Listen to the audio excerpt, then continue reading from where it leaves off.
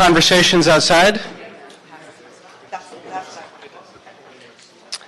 Thank you, everybody. Welcome to the Transportation Committee meeting of Wednesday, February 13th. An early happy Valentine's Day to folks. I'm joined by my colleague, Nuri Martinez from the 6th District. Mr. Koretz from the 5th should be here shortly. I will start, as is customary, to give a warning to those who are new to City Hall or to these meetings. Occasionally, there are people who avail themselves of their First Amendment rights to engage in hate speech at some of our meetings, council and committee, and some of it is quite vile and quite offensive. We do have earplugs over on the side if it becomes necessary. So we will begin. We have some multiple public comment. I will start with Antonia Ramirez. Antonia?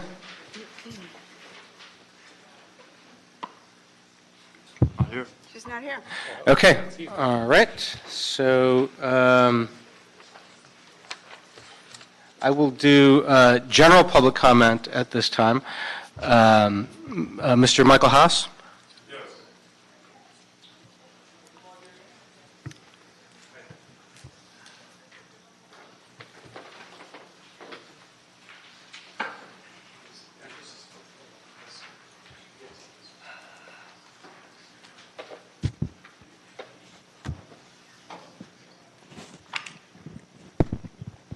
Thank you very much.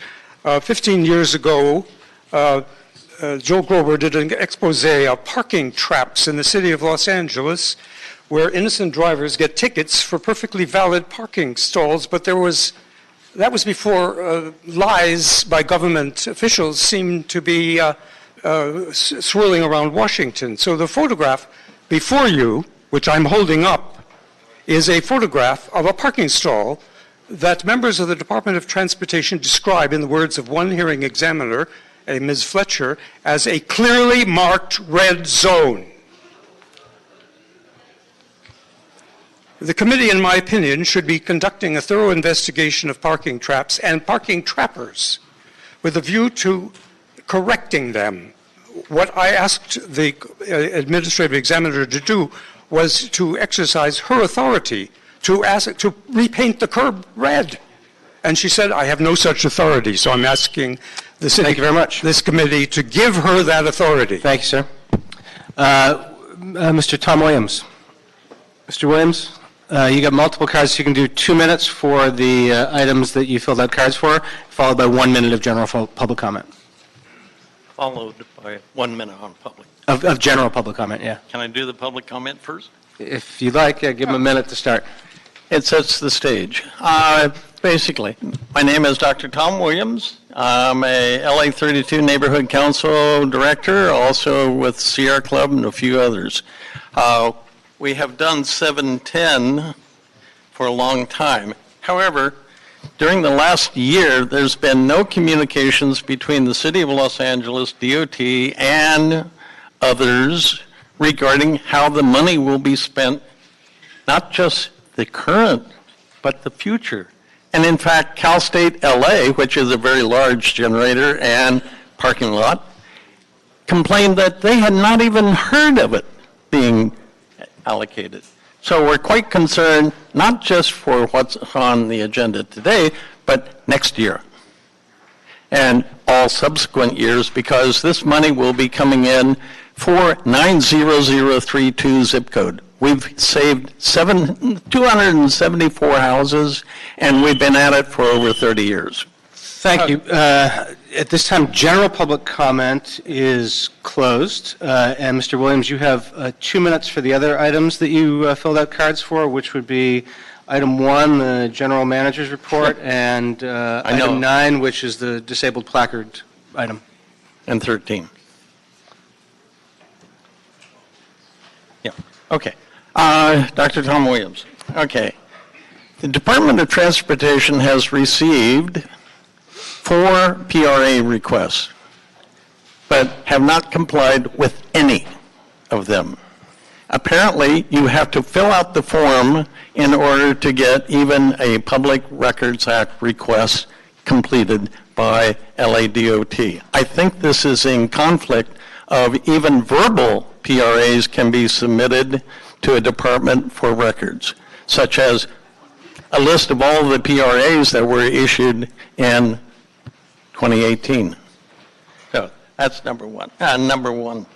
Number two, I was a member of the Center for Independent Living in Berkeley, California in 1972. ADA is a wonderful system. The blue cards were a further add-on. However, I would highly recommend, number one, that you allow a 311 dial-up number so that people can submit violations of those at the time. That would be one thing. It was also a matter as to how much of a fine.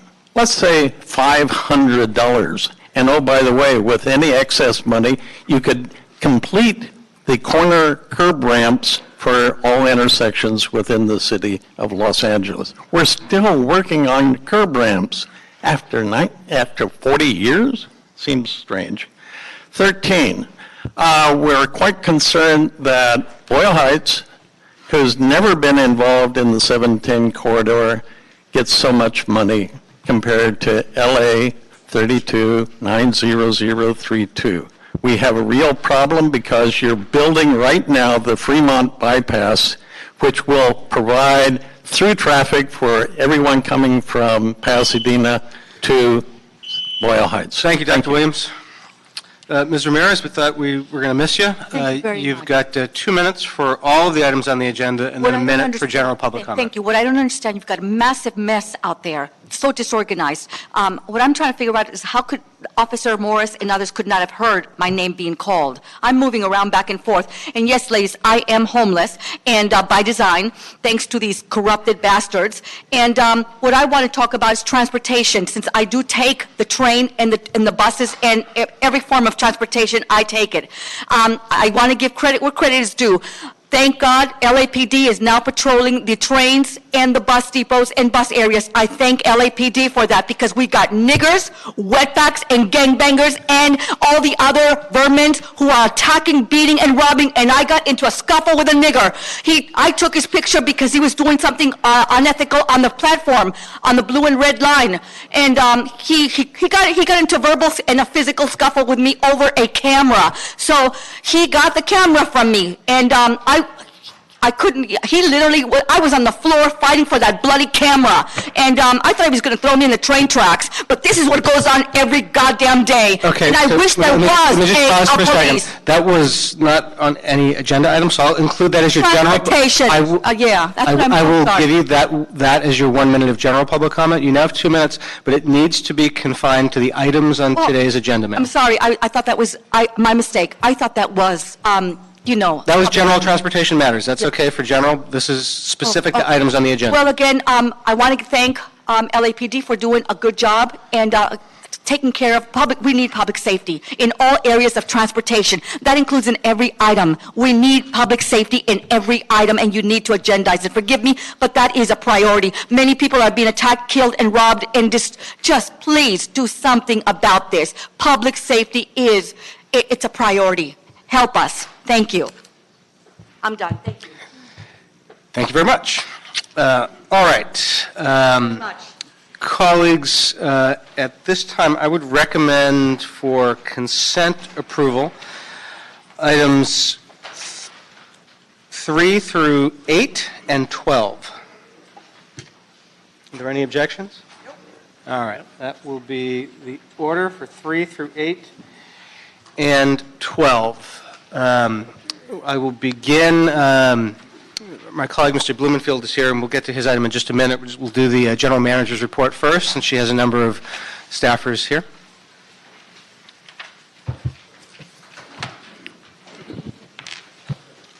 Thank you, Councilman. So today, as we do on a monthly basis, we're going to recognize some amazing people from the Department of Transportation who take tremendous pride in serving the city. So when I call your name, please stand up. Traffic Officer Robert Sines. Traffic Officer Felipe Espinosa, and Traffic Officer Jarrell Drumgold.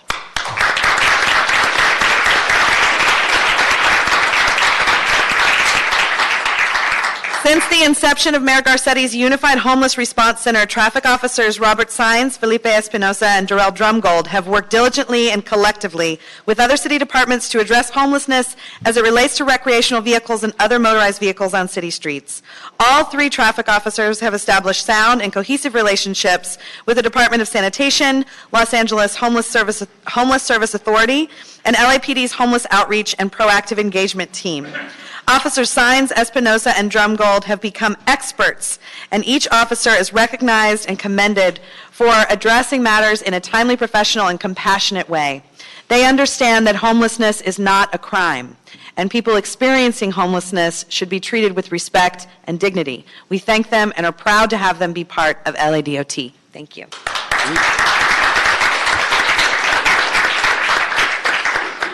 Next, I want to recognize Jennifer Cohen, Director of Government Affairs.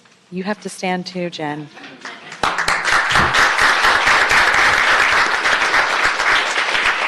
I brought Jennifer on in 2015 as LADOT's first ever Director of Government Affairs. Over the last 4 years, she has whipped the department into shape on both internal coordination and external engagement to help us achieve some really ambitious policy goals.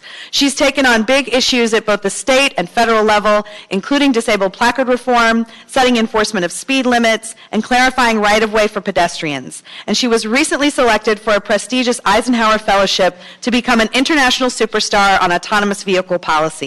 Her presence and reputation are expansive, but she is probably most well known in this room as a council whisperer. Her ability to navigate and collaborate with council to help LADOT best achieve its mission is a superpower. This department, this committee, and city council has benefited from her skill set and savvy. Despite the discomfort I'm sure she's feeling right now as the center of attention, Jen is always able to own a room and has shown great leadership during her time at LADOT. As a supervisor and mentor, she brings out the best in her staff and all who work around her, offering sage advice and generous support. Jen has been an asset, and she will be missed. Fortunately, she isn't leaving the city family. She's headed to the Port of LA as the Director of Policy and Legislation. Her last day at LADOT is February 22nd. Please join me in congratulating and commending Jen.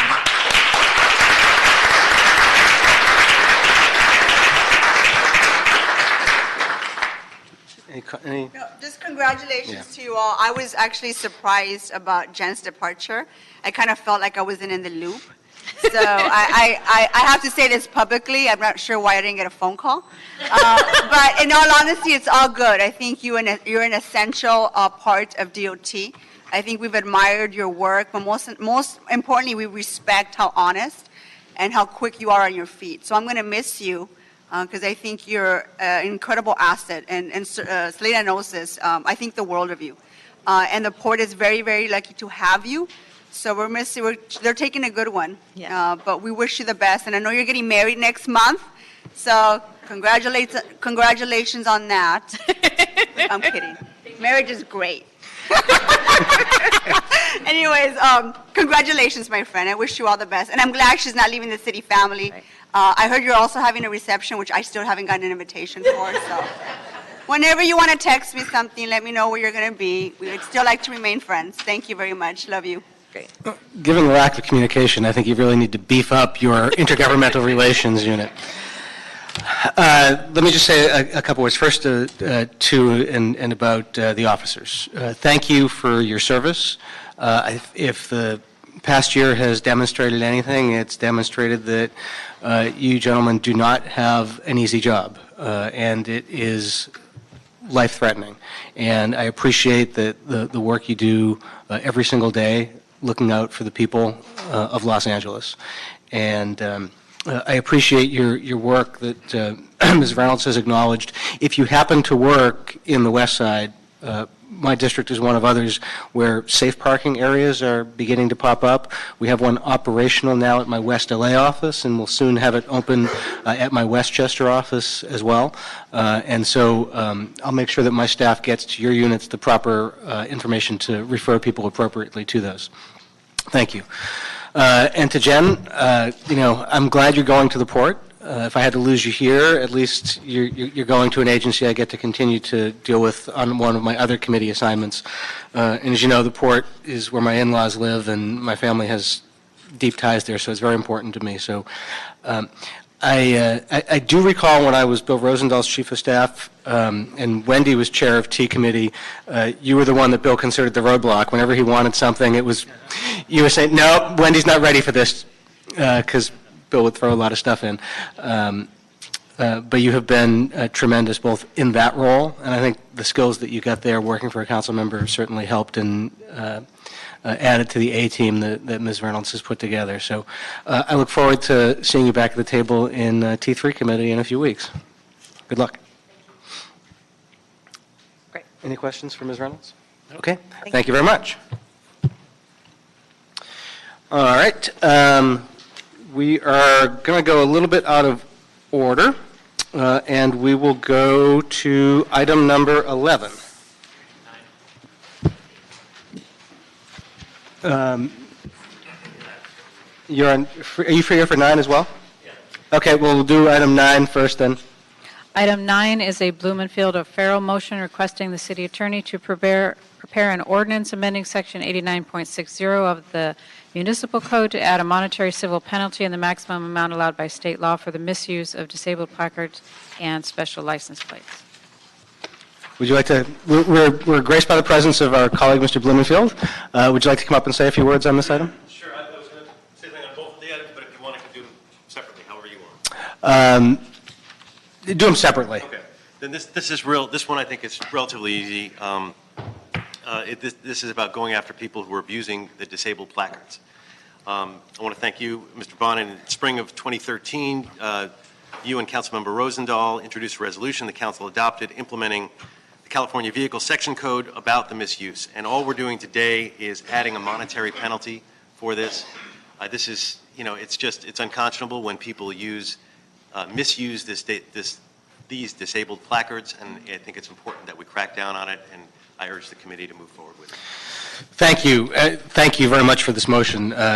Cracking down on the placard abuse has been a huge priority. I know, for instance, Mr. Weezer has entire blocks downtown where they are consumed all the time by people abusing placards. I've got huge stretches in Venice, Lincoln Boulevard, Rose Avenue where that's the case. So it's good that we're attaching the penalties. So unless there's any questions or anything, okay. We will approve this item. And then we will go to item number 11. Item number 11 is a Blumenfield Harris Dawson motion requesting the city attorney to prepare an ordinance to repeal Taxicab Board Rule 415C regarding digital rooftop advertising on taxicabs. Thank you. Just to set this up, I want to thank Mr. Blumenfield and Mr. Harris Dawson for proposing this motion. One of my favorite musicians, Billy Bragg, is going to be at the Troubadour next week, and one of his most famous songs is Accident Waiting to Happen. And this is more than an accident waiting to happen. This is a potential calamity waiting to happen. There's been a number of people on the City Council for a very long time who've been concerned about billboard blight, particularly digital billboards. And what we have on the horizon is the potential of mobile digital billboards driving all around our city, parking and advertising junk food near our schools or our playgrounds, unless this is taken care of, and unless we start enforcing the state law which prohibits it in the first place, we are really going to have a disaster that all of us are going to be hearing about. And we'll have the Coalition Against Billboard Blight and neighborhood groups and parents camped out at our doorsteps. So I want to thank you for the foresight of addressing this and turn it over to you. Well, thank you very much, and I think you set it up very well. I have been focused on billboard blight for a long time, particularly mobile billboard blight. We had the scourge of it happening in the San Fernando Valley, particularly for a long time. We had these unhitched trailers that were just ruining our quality of life, and it took several state laws that I had to author to give the city the power to get rid of those. But we did that.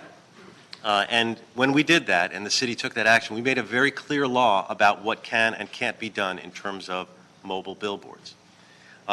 And it's a sad state of affairs right now where, folks who are trying to profit on the public right-of-way, and I will call them blight merchants, where blight merchants are luring Uber drivers, Lyft drivers, and taxi drivers to commit a crime in this city.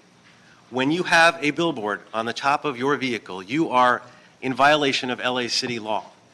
And the sad reality of that is that means that you are not only subject to a citation, but that can grow, that's a misdemeanor, and ultimately could even mean imprisonment. So when these blight merchants basically lure folks into doing this, they are putting those drivers, innocent drivers, at risk. And I think that's wrong for starters. But I want to talk more generally, and we have the city attorney here who will talk specifically about the legalities of this issue. I can go into that in detail, but our city attorney is our official voice on what the law is, so I'm going to leave those questions to him. But from a philosophical perspective, there are two major problems with these mobile digital billboards on vehicles. And I say vehicles, it's not just Ubers and Lyfts. Eventually it's going to be personal vehicles as well. In fact, they already are on some personal vehicles. One is the danger. We know that it is a distraction.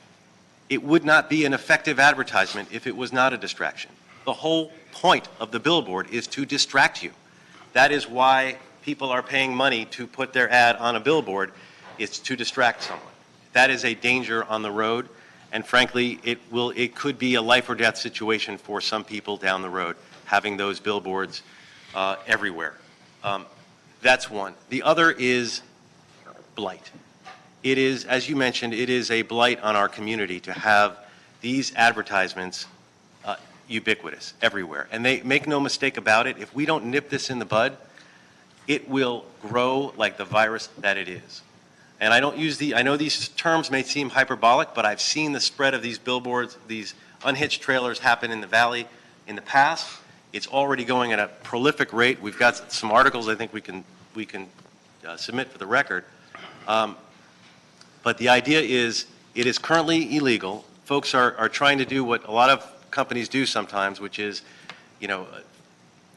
move forward on something, ask for forgiveness later rather than asking for permission up front, and try to get momentum that way. And they're hanging on to some very flimsy legal arguments, which I'll let the city attorney put together. But the California Highway Patrol has been very clear that they are not legal. They have talked about them being a distraction, and our law is very clear. So what this motion intends to do is to, A, make sure that we nip this in the bud and that we enforce on those that are out there, starting with warnings. I don't want anyone who's been lured into doing this to actually have to pay a big citation or end up in jail.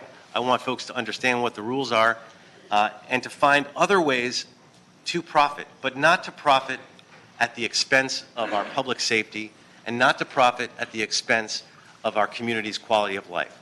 That's not right. I'm sympathetic to trying to give people an extra buck, and taxi drivers and Ubers and drivers, et cetera, and there's lots of ways we can do that, but not at the expense of our community, not at the expense of our safety.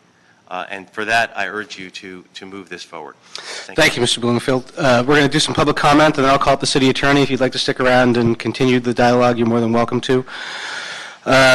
Let us begin public comment. Damian Cortez, Peter Gould, and Aharon Hirapatayan.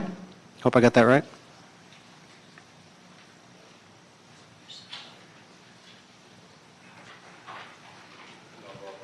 I'll come up at the same time.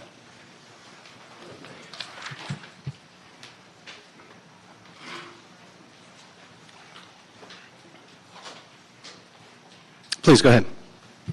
Just identify yourself for the record, please. Okay. As a Uber driver, What's your name, sir? my name is Aharon Hirapetian, and I have the Firefly board on top of my car advertising. So we all know that we get some benefit, and it helps us to, save some money that time we have to spend on the road, we can spend with our families, because that's an extra income that we can get. Personally, I don't see any dangerous moments because we also communicate with our clients that they're saying that easy to find us and looks cool, especially nighttime. Some areas that we drive, there's no lights, so they can find us. So please don't ban it because it's going to... Thank you. Chairman Bonin, members of the committee, thank you for providing the opportunity to comment. My name is Pete Gould with Firefly. Firefly is a smart city communications platform for engaging the urban population. We deploy digital smart screens on top of the existing fleet of taxis and full-time rideshare drivers. With drivers earning $300 per month, we offer as much as a 20% boost to their hourly income without working any additional hours or driving additional miles. We dedicate 10% of our ad inventory for community groups and other nonprofits. In LA, we're proud to have partnered with the LA Police Protective League, PATH, the SPCA, the Jewish Center for Justice, and the Coalition for Clean Air, as well as broadcasting Amber Alerts on our devices. Not only will our devices help taxi drivers earn additional money, they will also help bring much-needed innovation to the industry so that they can better compete with rideshare as well by offering free in-vehicle Wi-Fi. To treat drivers fairly, LADOT should be allowed to, by the City Attorney's Office, to apply the existing rules and inspect taxis with our devices, and we hope that this will be considered at the Taxi Commission's discussion on this issue next week on the 21st, and we respectfully request the committee consider the interest of the hardworking drivers here today. Thank you. My name is Damian Cortez. I am a father of two. I'm also a veteran of the United States Navy. I work for Uber, Lyft, and Firefly. And I never once seen any endangerment in the road. If anything, I see more people on their cell phones, smoking marijuana while driving, or drinking and driving. But cell phone is number one distraction we see in those roads in Los Angeles. Being born in East Los Angeles and raised in South Central Los Angeles, I drive in those areas, and Firefly, I feel safe. I feel that I stand out, and everybody's eyes are on me. I feel that with the local police department, we could work together. If I am ever in trouble, they could see the sign and illuminate and call 911 to my attention. I also provide and I do the best I can for my family. And I beg you guys, please do not ban Firefly. And that's all I can say for now. But I feel that this is we got to paint the future. Los Angeles, we're standing number one. We got to be New York. We got to be like New York as far as for Uber drivers to be hourly. Thank you. Next four speakers are Abate Teferi, Glenn, David, and Leonid.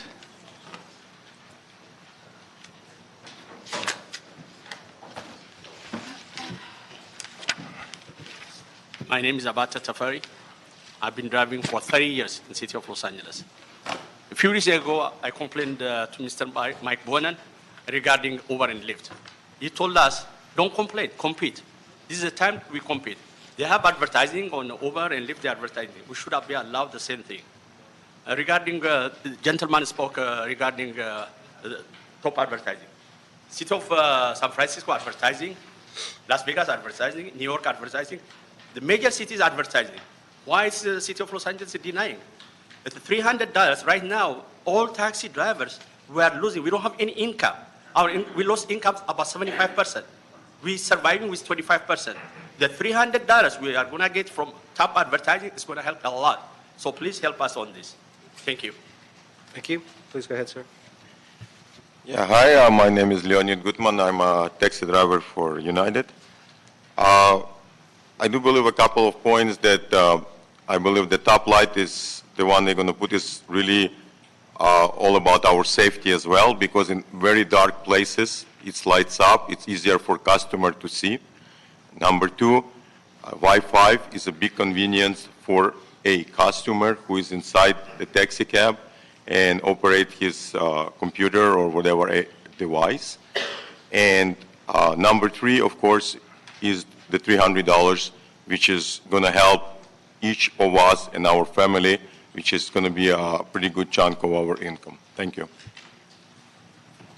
Hi, my name is Glenn Yankelevich, and I've been owner-operator in United Independent for 25 years. And I'd like to point out that it's no surprise for anybody that the taxi industry now having a hard time, and that's been going on for a while. And as a taxi industry, we have a binding agreement between the taxi and the city called the franchise. And as a city, you just throw that franchise in the trash. And only what we stuck with is the rules and regulations. And the only thing we hear from you that about level playing field with the TNC company, but again, it's not even close to level playing field.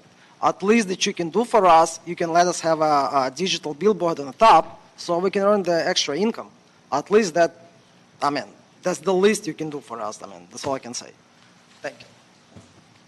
My name is David. I taxi driver, and I'm saying so today. Any money like $300 for taxi drivers, and it's good. Is good for my income and for company and for everybody who stay in this industry, because this industry today has a big problems. And if you can help, if you want help for us, is a good thing. Thank you. Thank you, gentlemen. Next four speakers are Simon Shong, Sanjay Ranchad, Scott Smith, and Jaime Suarez.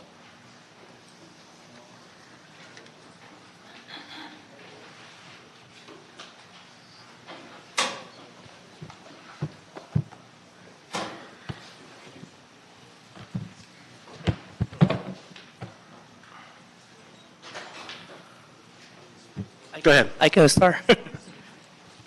Hello, good afternoon. Nice to meet you. My name is Jaime Suarez.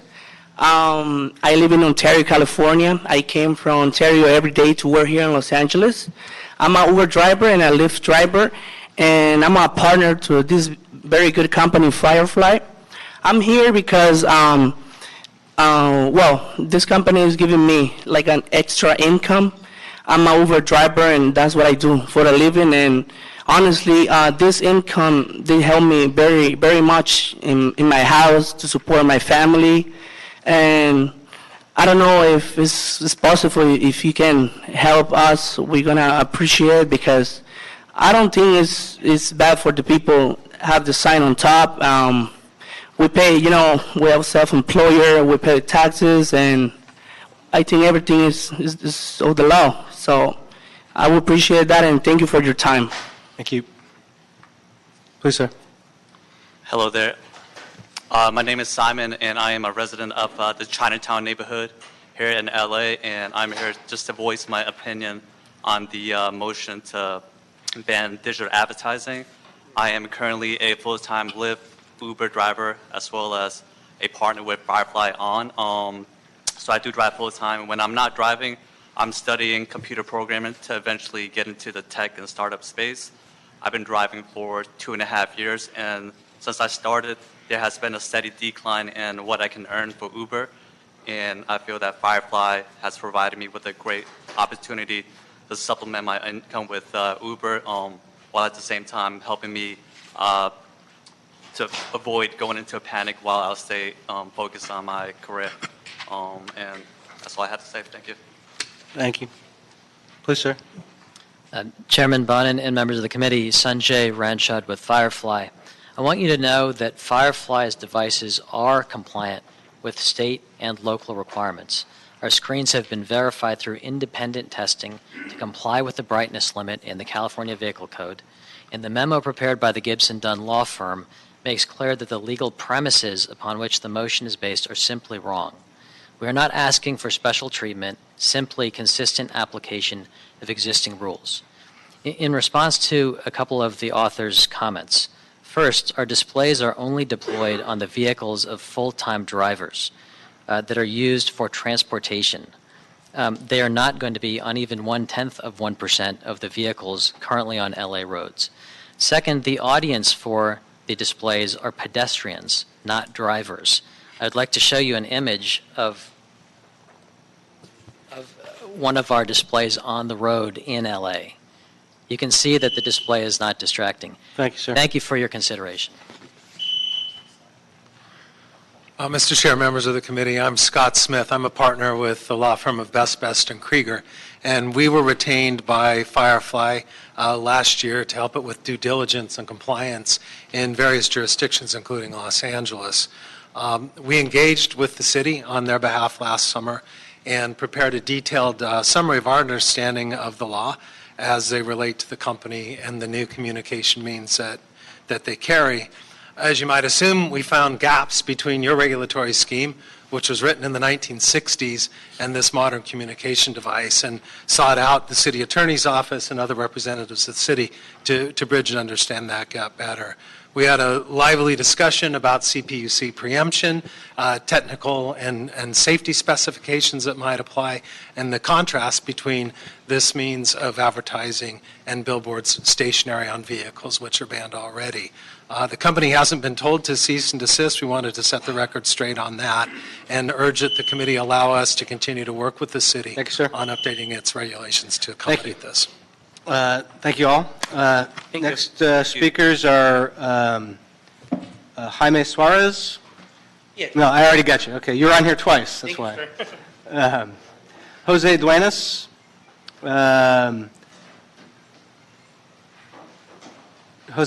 Jose Lopez, Joel Simons, and Brandon Leverett. Well, good afternoon. My name is Jose Duenas. I'm working for Lyft and Uber full-time. I'm 27. Basically, the extra income is good for support my family. I'm from Venezuela. And then this extra money secure food for my family over there. And also, I want to explain something. LA is really expensive to live. The apartment or the food is really expensive. And then if I have the opportunity to extra income, that will be good for my support, That's all what I want to say. Thank you, sir. Mi nombre es José López. Buenas tardes a todos ustedes. ¿Necesita traducción? Sí. Yo le traduzco. ¿Cómo se llama? Mi nombre es José López. My name is José López. Buenas tardes a todos ustedes. Good afternoon, everyone. Yo trabajo en Uber y también trabajo en Free Flies. Okay, yo trabajo en Uber y también trabajo. I'm sorry, why am I saying that? Yeah, I got that part. You're not helping me, Nuri. He works for Uber. I wasn't a professional translator that can speak Spanish.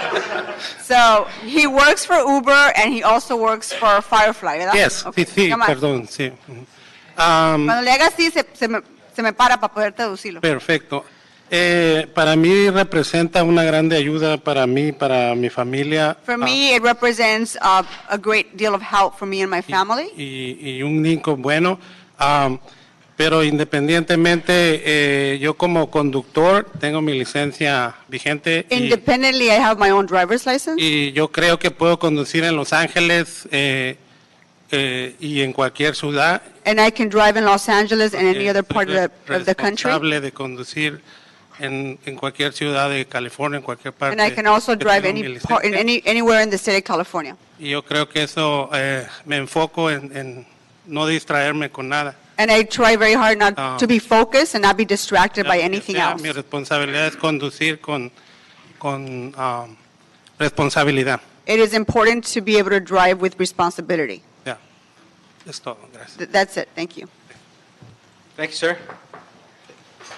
Thank you, Councilwoman Martinez. Of course. Please go ahead. Hi, I'm here to represent my dad, Brandon Leverett. What's your name, ma'am? Destiny Hershkovitz. Okay. And he's in San Jose. So I wanted to explain how it is extremely safe, and every person who has come in contact and has written with him says 100% satisfaction, and how they can see him from miles away, and just they always ask him questions about it, like they want to know more information about it. And he drives for Uber, so because of this, they pay less, but because of Firefly, he's able to receive more, and it actually helps him drive better, and he's just more focused, and he feels that it's 100% safe, and he hasn't got any tickets or any kind of complaints from anybody, even police officers or anything like that. Thank you. You're welcome. Afternoon, Joel. Good afternoon. I'm Rabbi Joel Simons, Executive Director of the Jewish Center for Justice. It's an honor to be here with so many of you that I've worked with in the past. I just want to first off acknowledge and thank everyone who's been here, who's shared their stories and truly has shared their hardships. The Jewish Center for Justice is a nonprofit justice organization that works at the local, state, and national level on both advocacy and creative solutions to some of the greatest justice issues of our time. We work with Firefly. We've been able to run a number of campaigns with them, a Get Out the Vote strategy campaign, a campaign on economic justice, and a campaign on climate justice. But I'm primarily here today because of the stories that we have been hearing. And the reason why we work closely with Firefly is because they have been able to provide extra incentive. They've been able to provide an opportunity for families to spend a little bit more time at home, a little bit less time on the streets, and offer an opportunity to truly get themselves out of these situations where they have to spend all the time on the streets and give their families a little bit of step up in this world. Thank you. Thank you. Final three speakers, Sam Jeldy, Shamsul Arafin, and William Rouse.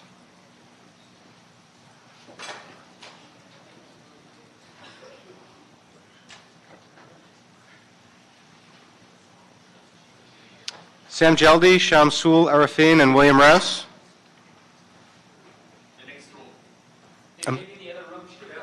Okay, all right. Didn't realize we had an overflow room going.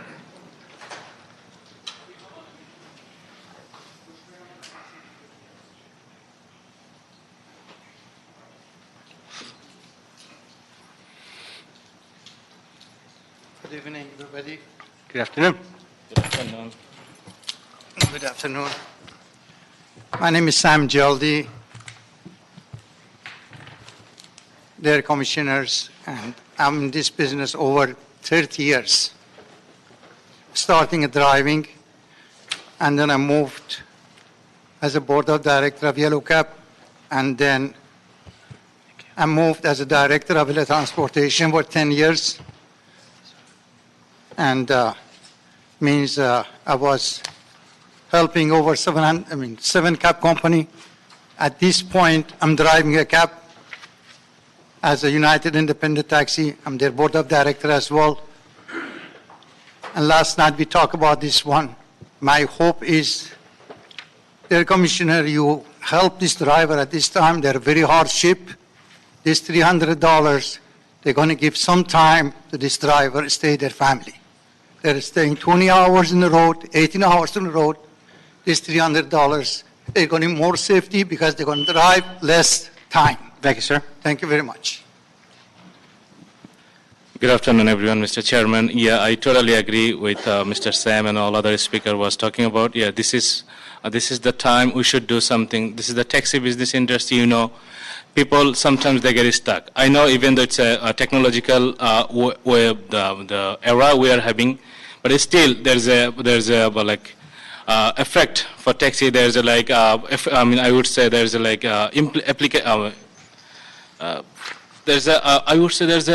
application for taxi. People still look for taxi, especially senior citizen, medical, and other people at the airport as well. So I would say, please allow us to do that, and so that driver can put less time on the road, and then they can stay. I'm a father of 4, and also of some people look like me. I've been here for 10 years in this United States. So still, we can spend some more time to my kids, and then also pay attention to my job as well. So thank you so much. Thank you. Good afternoon, committee members, William Rouse, Yellow Cab, and United Checker Cab. It's a pleasure to see you all. I've circulated some photos. I don't know if you guys have them. It's photos that are hanging in our office demonstrating that our taxi cabs have been carrying advertising materials on them for decades. The notion that that taxi cab advertising should be regulated like billboards is absolutely absurd. Ours is a driver-owned industry. Yellow Cab alone has more than 500 owners, almost all driver owners, who democratically vote within the organization. And to cut off a revenue source to this industry, which has been negatively impacted by Uber and Lyft in such obvious ways, is an absolutely wrong decision. This motion is incorrect. We're asking for a no vote. Thank you very much, and I'm here if you have any questions. Thank you very much. Thank you all. If DOT staff and Mr. Michelson could come up and to the table, please. Mr. Blumenfeld, you're welcome to join if you'd like. Up to you.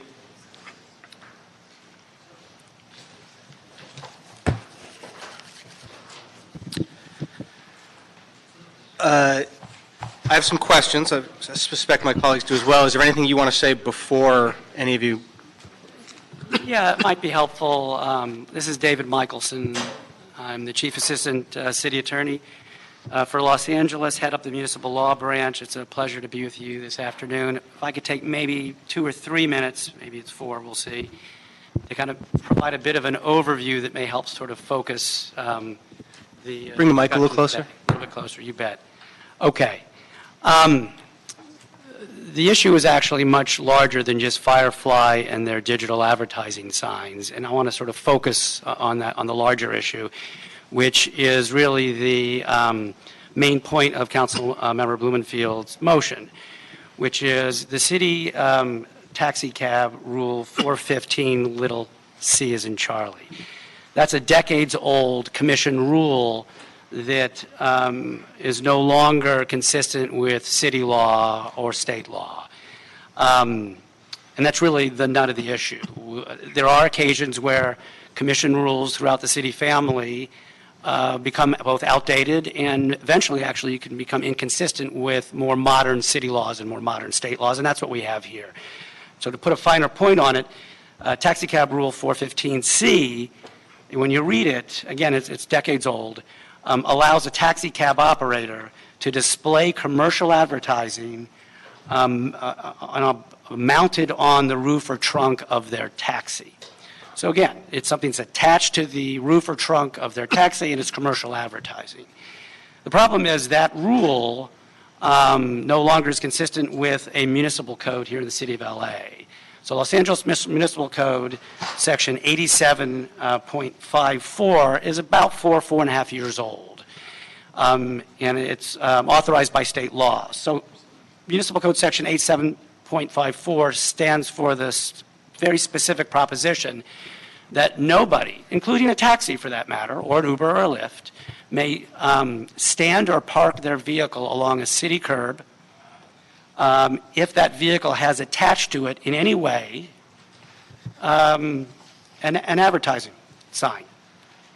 The only thing that would be lawful is if it's painted on the side of the vehicle or it's decaled on the side of the vehicle. But if it's attached to the vehicle, which is exactly what these Firefly boxes are, it is not consistent with the relatively new city law, section 87.54. That's just a fact.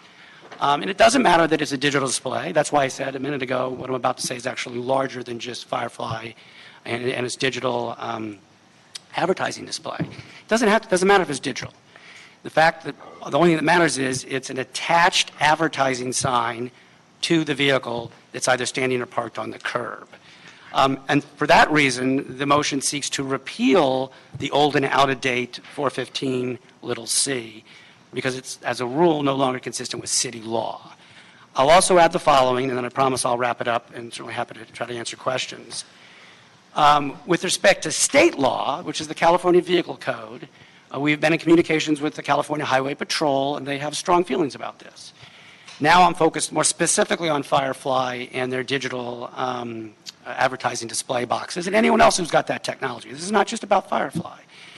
California Vehicle Code section 25400 speaks to how a person can or cannot have an illuminated a device on their vehicle, on the exterior of their vehicle.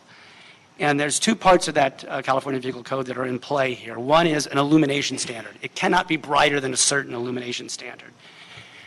There's another part of that California Vehicle Code that speaks to size. These devices cannot be larger than 720 square inch.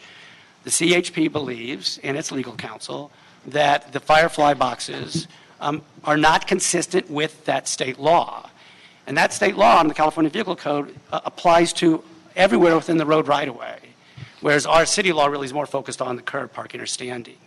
And if Firefly has a concern with that, they should, in terms of state law, they need to take that up with CHP. Although, frankly, we very much agree with the CHP in its interpretation of the state law. I'll mention two other quick things, and then I truly will wrap it up. Firefly first hired the law firm of Best & Krieger. My colleague, Mike Nagel, and I met with them back in November. And we told them that we did not believe, as the lawyers for the city of Los Angeles, that their Firefly boxes were legal. More recently, it appears that Firefly has hired yet another law firm, Gibson Dunn. And Gibson Dunn has written a 13-page memo. That's Firefly's prerogative to hire outside counsel to advocate on their behalf. We've carefully read the Gibson Dunn memo.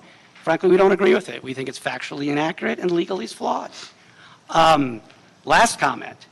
If ultimately, from a policy standpoint, the city council, as policymakers for the city, wants to allow for this type of thing to take place here in the city, it would require that the city law be altered, amended, and also probably state law changed. That's certainly the prerogative of the policymakers of the city. If the city wants to provide additional income, for instance, for Uber, Lyft, and taxi drivers, that's a discussion you all can have. But currently, the law just doesn't allow for it. So I appreciate your patience. Thank you. So there was a lot of very compelling testimony here today, and as is the fate of this committee, a lot of discussions turn into TNCs versus taxis, and that's certainly how this debate was sort of shaped. A lot of the testimony essentially boiled down to TNCs are doing it, taxis should be allowed to too. It's a matter of our viability, our survivability. According to your interpretation of state law, what the TNCs are doing with Fireflies is not currently legal. That is correct, and also with respect to the city law as well for the TNCs. That's correct. So that would mean that the argument that we heard is essentially saying, let's two wrongs make a right. They're basically saying, give us a mechanism by which we can also violate the law. Okay. So that's problematic. And so under that sort of frame of understanding, what Mr. Blumenfield's motion is doing is simply saying, enforce the current law, A, and B, remove the antiquated part of the code that is in conflict with current law. Is that correct? Well, yes, with maybe a bit of a finer point.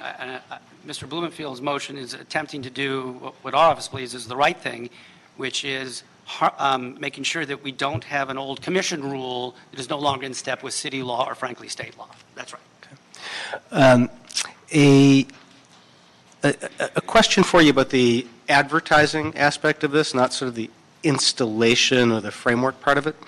The city has various different rules about advertising. You can't have a certain type of advertisement within X feet of a school or a church or something like that. We have restrictions on certain types of advertising on billboards for alcohol and nicotine and I believe the medical marijuana industry.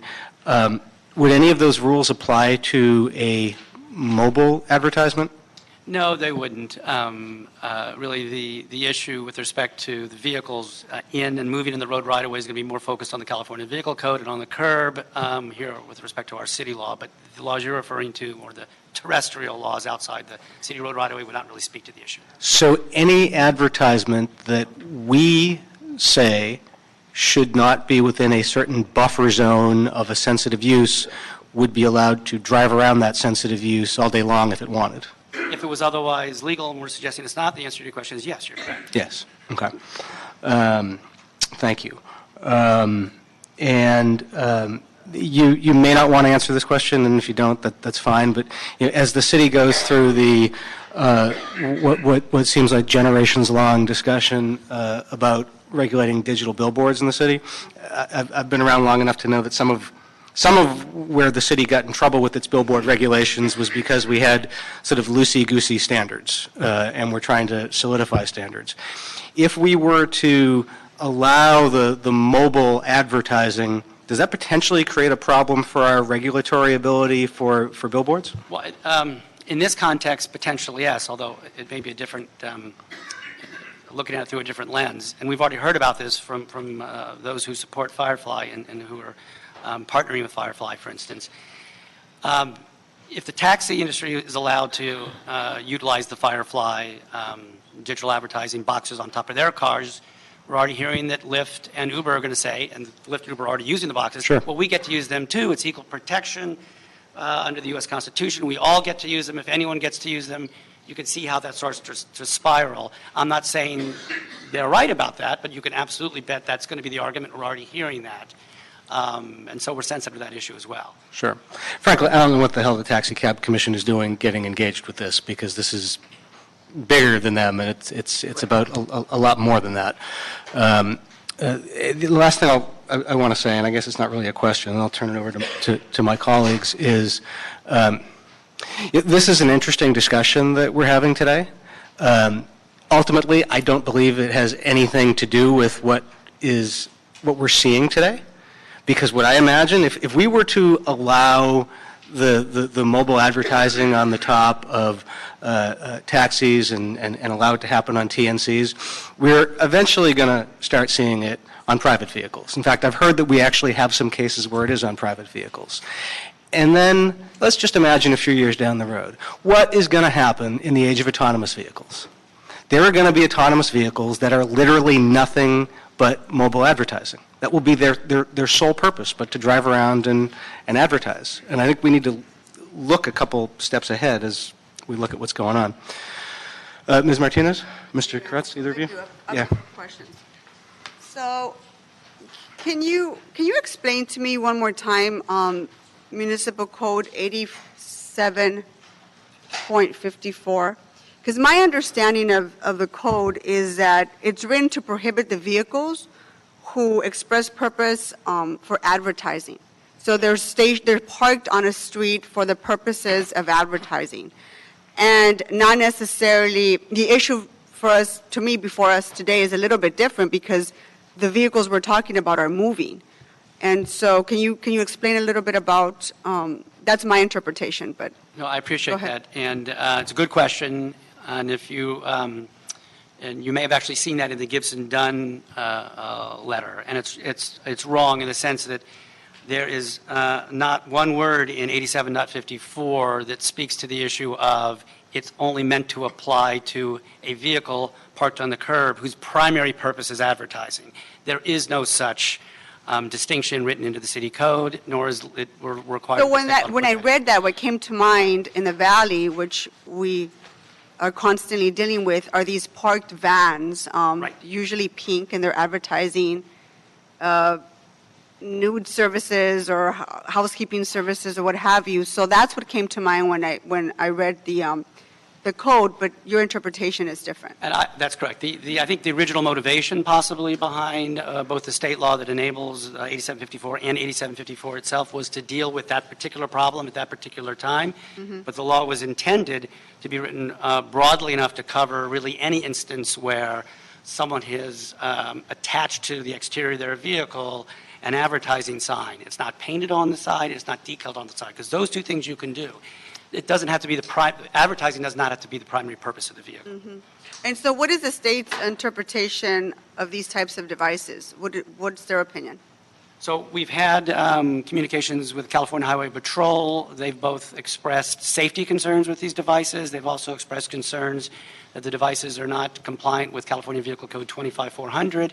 And I think the CHP and the state officials we've spoken with are also of the belief, which we agree with, that state law does not enable these digital messaging signs to be attached to vehicles. There's only one part of the state laws in the California Vehicle Code which actually speaks to the issue of these dynamic message signs, and that was a pilot program that was allowed for 3 public transit systems. Aside from that, I think CHP's impressions and ours as well, there's nothing else in the state code that would actually allow for this technology to be rolled out. The state may want to focus on that, we'll see. But I'm not here to speak on behalf of the CHP, but we've had conversations with them and we know what they said. Well, Mr. Chair, I think for me this issue, I'm going to be very clear about it. I have expressed concern over our taxi industry in the past, the destruction of the industry in particular. I am sympathetic for someone who spends their entire livelihood driving a cab for a living and now finds themselves in their 50s and 60s, and that's their livelihood. And it's an industry that is slowly being destroyed. And if these devices in some way help them perhaps make an extra little money to keep food on their table, I'm sympathetic to that. But I also agree with the author in terms of what this can create if we allow private vehicles to advertise and what that means for public safety. But my question to you, someone need to get that phone call? So if we wanted to allow taxis to attach these types of devices on their rooftops, what would we need to do? Would we need to change our code, or do we need a state legislation to be able to do that? I think the answer is both. I think there need to be an amendment to city law to clearly provide where the city has legal authority and jurisdiction to clearly provide for it. And then also, I think up at the state legislature, there's going to have to be changes in state law as well. I'm relatively confident CHP would agree with that. I don't know if there's an appetite for that, obviously, but I think that would be required, yes. Okay. And then my last question, Mr. Chair, is have we heard from the Taxi Cab Commission?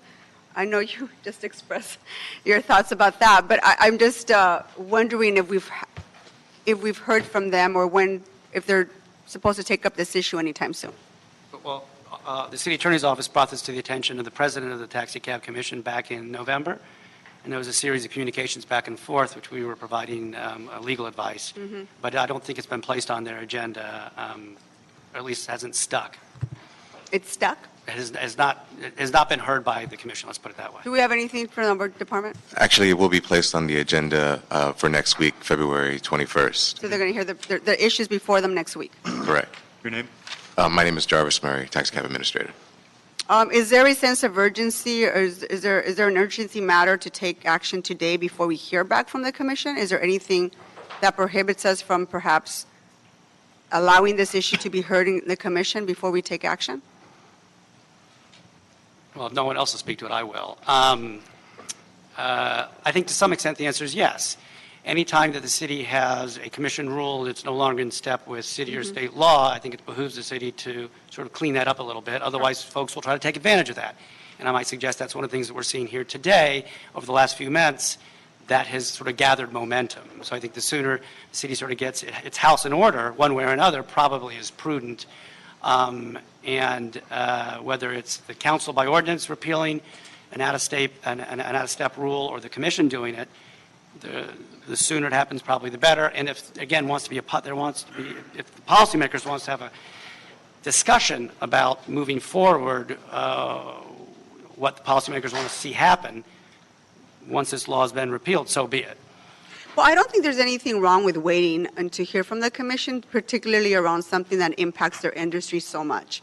So I don't personally think that there is anything wrong with listening to what the commission has to say, especially if they're going to take up the issue in a week. I don't see any harm in waiting for us to hear back in terms of what they determined the direction should be. I'm not saying I'm going to take that in. I certainly would take that into consideration. I'm not saying that that's how I'm necessarily going to vote, but I don't see any harm in waiting till that commission hears the item. Salida, do you want to say anything? You look like you do.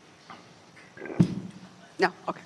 Mr. Blumenfield, do you want to add something? I just wanted to say I think there is a danger in terms of having the commission hear this. One of the reasons I wanted to move quickly is to make it very clear that this is not in their jurisdiction. The worst case scenario, if they were to come out and somehow, ideally they come out and they say this is antiquated, we have no authority. They recognize what the city attorney, their advisors are telling them, they don't have the authority to allow these on their vehicles.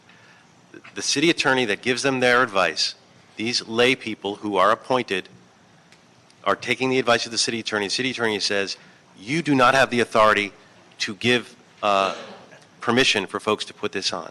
If they ignore the advice of their city attorney, our city attorney, who is telling them they do not have that authority, they then create more chaos out here in the real world. If they went ahead and said, oh yeah, we want to authorize these things. Well, now you have a taxi cab commission authorizing something. The city attorney saying they're illegal. We're guaranteed to get sued, and we'll probably lose some money in the process.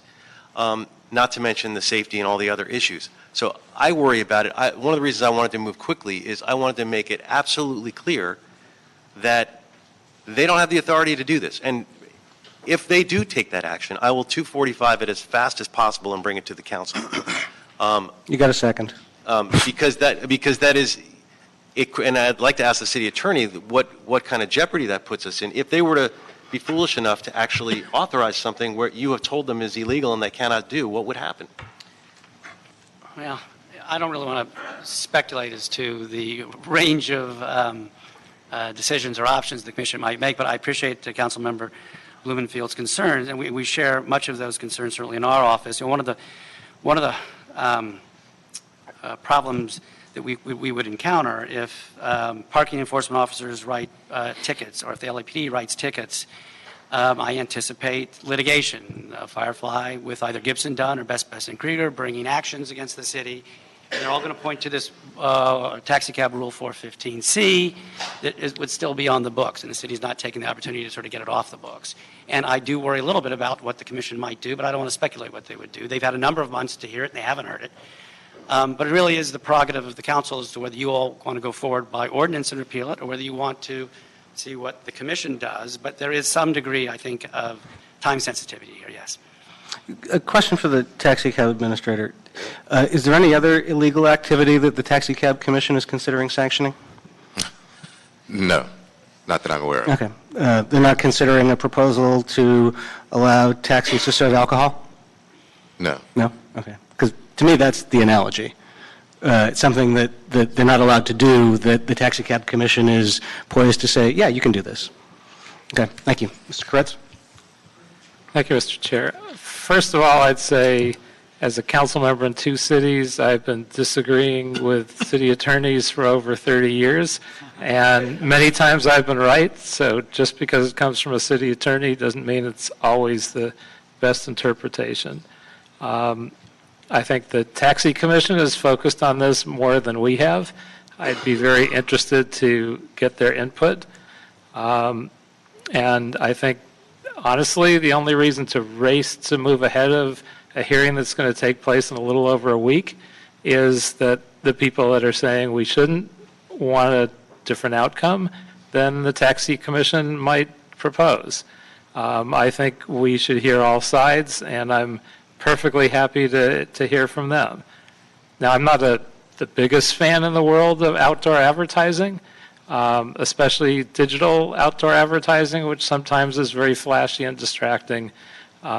I think these are much less so, especially since from the front or behind, you really can't see them. And they're not extremely well illuminated, and they're best seen by pedestrians standing on the side of the road in places that are densely packed with traffic and pedestrians. I'm not sure the comparison between the unhitched signage is warranted. Those are usually large, distracting signs. They're often parked in front of driveways where it's difficult to get visibility to exit. There were plenty of reasons why we wanted to get rid of them. I'm not sure any of them applied here. The argument that we shouldn't allow a company to just go into the market and then validate them, I think this would be the worst city to ever make that argument in. We did it with Uber and Lyft, which I thought when they first appeared were just bandit cabs. And we said, sure, they're here, it's modern, we've got to do it. We did it with scooters, they just dumped them on our streets. A lot of people have been injured, and we said, well, sure, we've got to do it. It's the modern thing to do, and we just approved it. So I'm not sure that this is anything different. And it's not something new. There's been advertising on taxis for decades, including opaque signage in the back window and signs on the top that we've approved at various times over the years. So I'm not sure any of these arguments are that compelling. One question I'd ask legally is whether taxis are allowed to keep the little taxi signs that they have on their roofs now, often with a number. Is that impacted at all by this regulation? Well, hopefully you'll find what I'm about to say to be good legal advice, because I think our office gives excellent legal advice, Councilmember Koretz. But no, not this perfect. will not. No one's perfect. Mr. Michelson does. Yeah, thank you very much. Close, but not quite. Even I'm not always perfect, but I think our office has one heck of a job of giving good legal advice. And not But anyway, to disagree. answer your question directly, and thank you.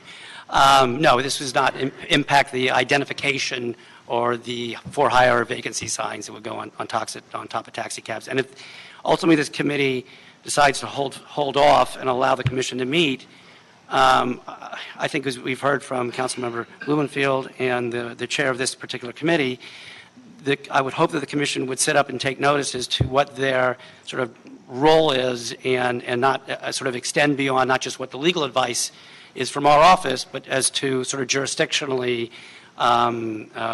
what they can and can do. And arguably, if they want to make recommendations to the full council as to policy changes, and coupled with that will have to be legal changes, I believe, at the state and the city level, so be it. But for the commission sort of just to kind of go off and grant what is a pending request from the taxi, from some taxi operators to allow these devices to be on their roof, I think would be problematic for the city.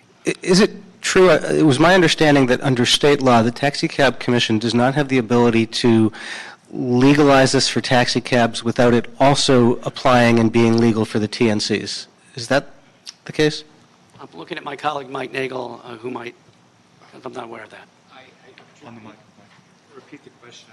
Do they have any jurisdiction? My understanding that was if the taxi cabs allowed, if the Taxi Commission allowed this for taxis in Los Angeles, TNCs would also be permitted.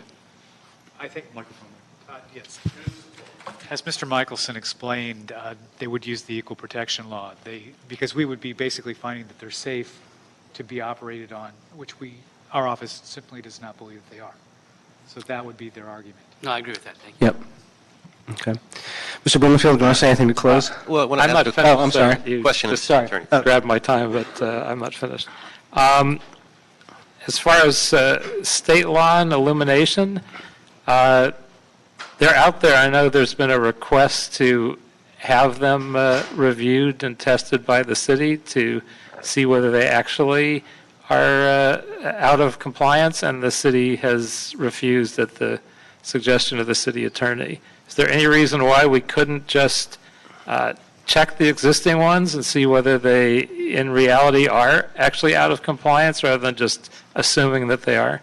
So I'm not aware of our office giving any direction as to whether the city should test them or not. We've looked really to, because it is a state law, the CHP, to address that issue, both in terms of the illumination standard that has to be complied with, and also the size, the 720 square inch. And have they ever actually gone out and checked any of these for the illumination? I can't speak for the CHP as to that issue, as to what they've done or not done. I know they have Seems strong like opinions they're about just it, looking at it and saying, we don't like them, so we're going to say they're out of compliance, but no one's tested them. Well, my guess is they have been tested, but I can't speak to that because I'm not directly And involved. the size is pretty clearly out of compliance, but that's It's not just the size, though. It's the paging. It's the paging and the streaming. That's not authorized in 25-400. Right. It's paging and streaming is the movement, the actual streaming of the devices, where they're in real time. State law only authorizes that for 3 bus pilot programs. And they set the time limits that each device can be changed or each sign can be rotated. They require that they're static on the freeway.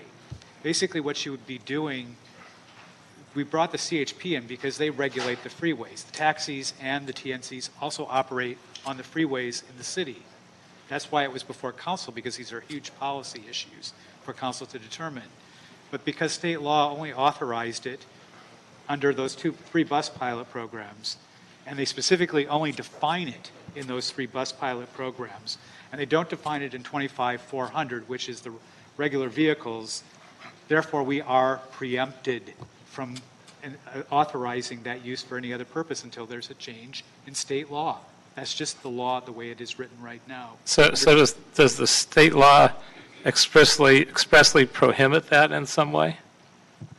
Under Section 21 of the Vehicle Code, we would be preempted because the state has occupied the field in terms of illumination of signage on vehicles, advertising signage. Because they've had several opportunities when these 3 pilots didn't happen all in the same year. They were done a couple years apart. Each time the state, under the legislative intent, said that we were doing this, and because they wanted to test the technology first before they would allow it on other transit vehicles in the state.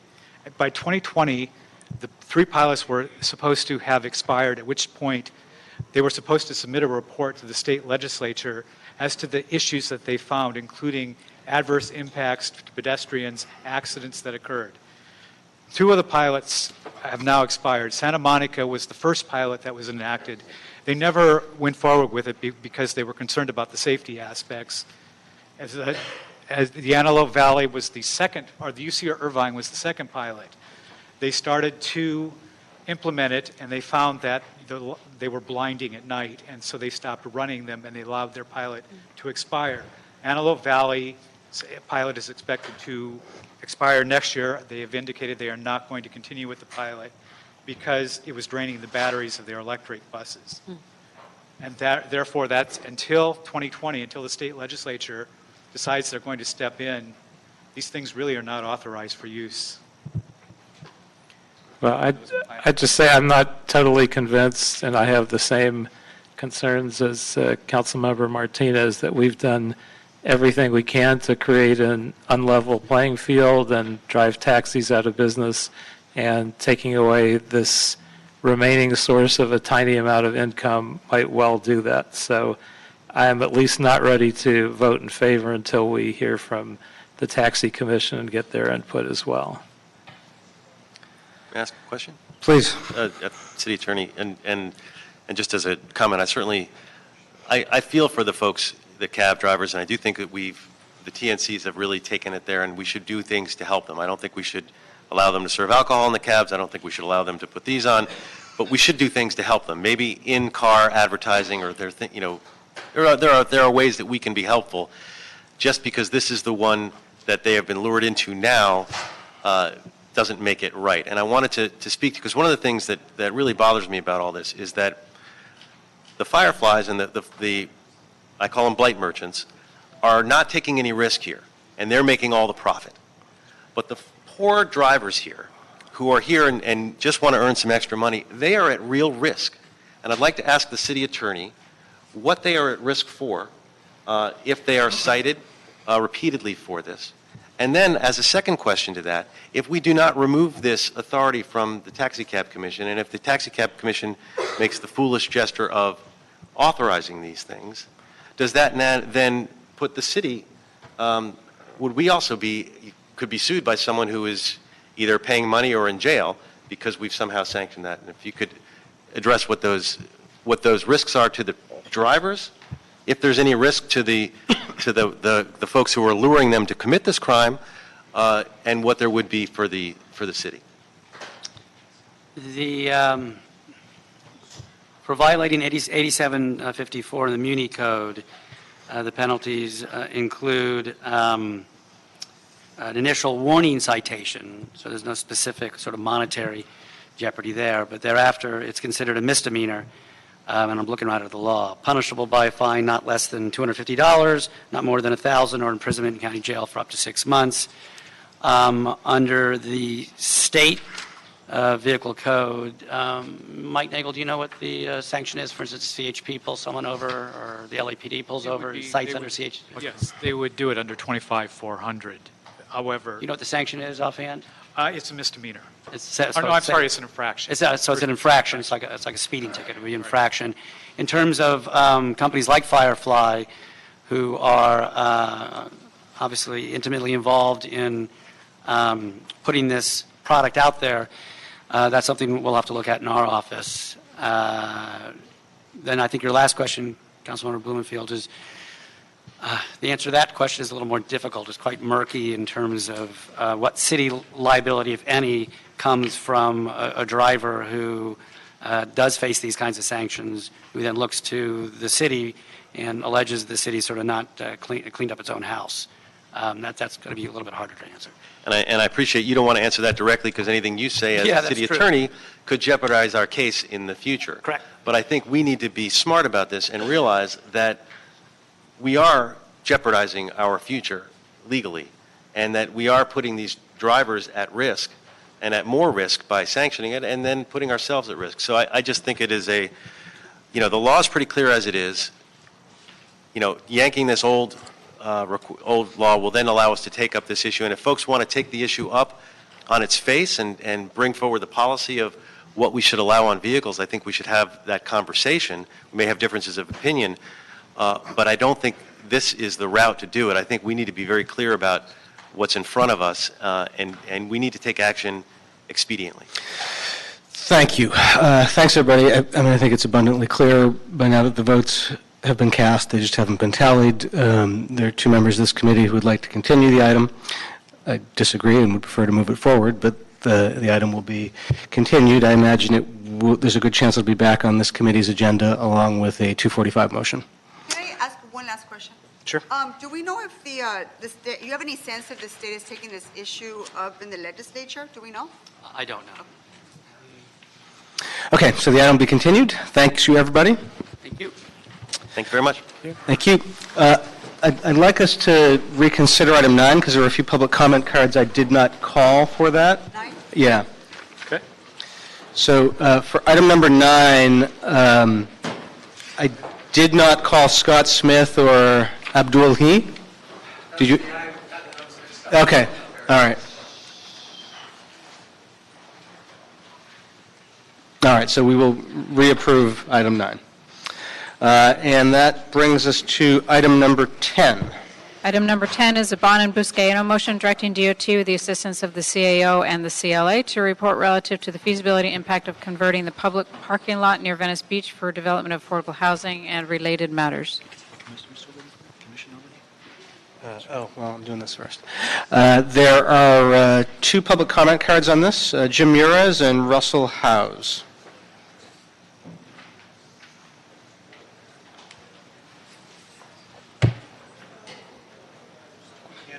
Go ahead.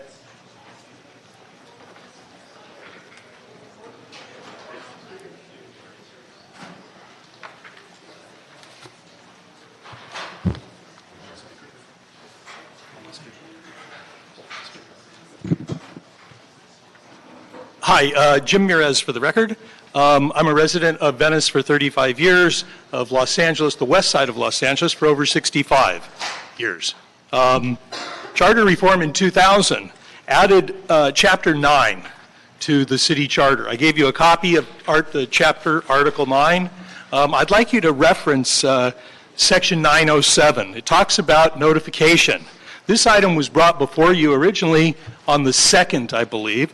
That has not given our neighborhood council the opportunity to reply or comment on this proposed motion. I believe that this kind of action is occurring on a very regular basis because most of the neighborhood councils only meet monthly. Furthermore, I would like to point out that this action that's being proposed is a follow-up action to a previous decision that was made to build a large homeless shelter or housing project on this site where hundreds of thousands of dollars of city money have already been spent to develop the project. This is catch-up. It's not right. Thank you very much. Russell Howes. I didn't come here mainly for this item, so forgive my ignorance. It wasn't clear in the motion. Is this the property on Thatcher, or is this something else? No, it's not on Thatcher. Is this property close to Venice Beach? Yes. Okay, I see. I think in general, Venice Beach parking is very impacted. I'm very sympathetic to the idea of building more homeless housing. I think it's important, and I think that we need to not give in to general NIMBYism when it comes to this stuff. But parking, I work near Rosen, Maine. I work very close to the area, and parking is awful there. I live near Venice and Beethoven, where there's another site being considered. You know, I get the idea of not wanting to be near homeless shelters. I get the idea of NIMBYism. But the city only has so many properties, and they need to develop what they have. I think we also need to consider that homeless shelters and this housing needs to be developed where there's land available for significant large projects. And so I thought it was a Thatcher property. I would have been in favor of the Thatcher property. I agree with this motion that we need more study. Thank you very much. All right, colleagues, I would ask for approval of this item. Any objection? Seeing none, that item is approved. I will now move with apologies to item number 2. I did not realize we had a commission nominee here. Are you still interested in serving on the Taxi Commission after that last discussion? Come on up. Item number 2. Yeah. Would you like us to delay this going to council until after the next taxi meeting? When this go in effect? Will you be there next week? Yeah, I would be there next Thursday. I just found that out, so that would be exciting and interesting to learn more. May I just read the title? Item number 2 is a communication from the mayor and the City Ethics Commission relative to the appointment of Ms. Jessie Noonan to the Board of Taxi Cab Commissioners. Thank you.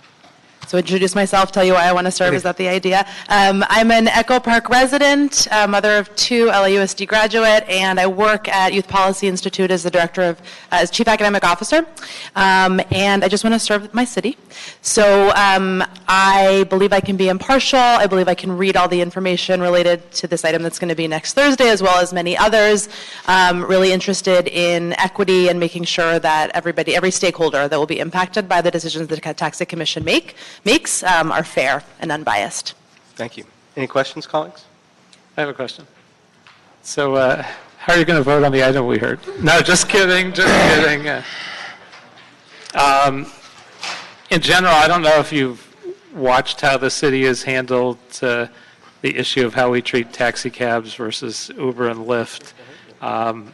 Personally, I feel like we've created an uneven playing field. What are your thoughts about that? And if you want to create a more even playing field, do you have any ideas for how to go about that? So hearing everybody speak today, I do have a lot of empathy for taxi cab drivers, especially those that have purchased medallions and have been working for a long time to do this work. I haven't done all of my research on kind of the impact of Uber and Lyft and other ride-sharing apps and how they've impacted the industry, although I know that they have. It feels that there needs to be a level playing field, and so any way that the Commission can make that happen within the purview of what they are able to do or what we would be able to do, I would support. Thank you. Thank you. Well, I'm grateful for your willingness to serve and impressed that after this you're still willing. So we will recommend approval and send this forward to Council in time for you to be there. This will get to Council before next Thursday? Sure. Great. As long as you've thought it through and you really want to do this. Thank you. I appreciate the warnings appreciate and the your support. service. Thank you very much, council members. All right. That brings us to item number 13.